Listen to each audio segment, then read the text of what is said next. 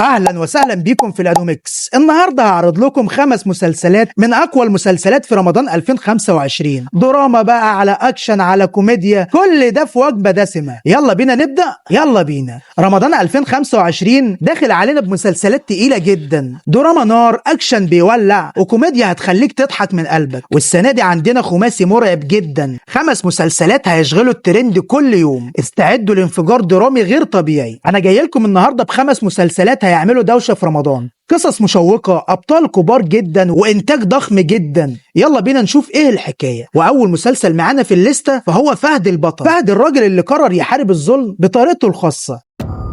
لو الايام اتبدلت كان زمان انا السيد والكل توابع. انا جاي اقدم بلاغ في جوزي انه قتل ابويا. اسمه ايه؟ فهد البطل.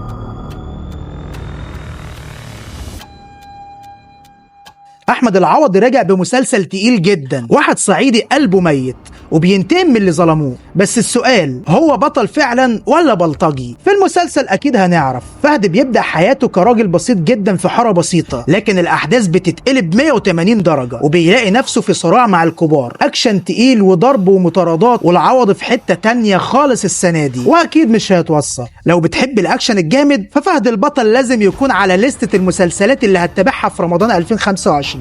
تاني مسلسل بقى والاجمد فهو حكيم باشا، دراما صعيديه تقيله جدا جدا جدا. خش بقى على حكيم باشا. الصعيد في رمضان دايما ليه وزنه، والسنه دي مصطفى شعبان ماسك العصايه من النص. حكيم راجل صعيدي وغني جدا، بس السؤال هنا، الفلوس دي منين؟ في ناس بتقول اثار وناس بتقول فلوس حلال. اكيد هنعرف في المسلسل. حكيم باشا عايش في وسط عالم خطير، تحالفات وانقلابات وسر كبير جدا هنعرفه في الحلقات الجايه. قصه من اللي بتحبس الانفاس بجد. وسهر الصايغ ودينا فؤاد مكملين معاه البطولة.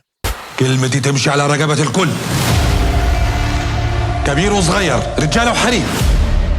السؤال هنا بجد بقى، هل الفلوس بتعمل القوة ولا القوة بتحتاج حاجة تانية؟ تابعوا حكيم باشا وهتعرفوا أكيد. تالت مسلسل معانا بقى وهو المداح، أسطورة العهد، اللي جايب لك كل حاجة في مسلسل واحد. أكشن، رعب، خيال علمي، كل اللي نفسك فيها هتشوفه في المداح. لو فاكرين إن سلسلة المداح خلصت، فحمادة هلال جاي يقول لك لأ، المداح 5 داخل عليك بحكاية جديدة جدا، والجن لسه مكمل مع صابر. القصة بتركز على عهد جديد بيظهر فيه حياة المداح، واللعب بينه وبين العالم السفلي مش مجرد كتاب، ده لغز لو اتحل الدنيا كلها هتتقلب. وغادة عادل بقى وخالد الصاوي داخلين في اللعبة بقلب جامد وبيحاولوا يساعدوا صابر. بس السؤال، هل فعلا في حد يقدر يهزم العالم السفلي ولا لا؟ وده كان مش صح، انت لازم تمشي من هنا. المسلسل ده على فكرة مش للقلوب الضعيفة خالص، فلو انت من عشاق الرعب والخيال العلمي المداح 5 هيبقى لازم عندك في رمضان. أعوذ بالله من الشيطان الرجيم. رابع مسلسل بقى وده جامد جدا، مسلسل رومانسي درامي اجتماعي. السنة دي عندنا جرعة رومانسية تقيلة جدا مع الفنانة ياسمين عبد العزيز في مسلسل وتقابل حبيب. ياسمين عبد العزيز وكريم فهمي في قصة حب جديدة، بس مش أي حب، قصة معقدة جدا. اللي بيني وبينه حرب. عايز أكون بني آدم، مش عايز حسابات ولا خطط دي بتتغير عشان خاطر المصلحة. المسلسل بيدور بين 2 بيحبوا بعض من سنين، لكن الحياة أكيد بتفرقهم، ولما رجعوا لبعض الدنيا ما بقتش زي زمان. هل الحب القديم هيفضل زي ما هو ولا الظروف بتغير كل حاجة؟ قصة رومانسية فيها دراما، فيها وجع، وفيها مشاعر بجد. لو بتحب النوع ده من المسلسلات فما تفوتش وتقابل حبيب.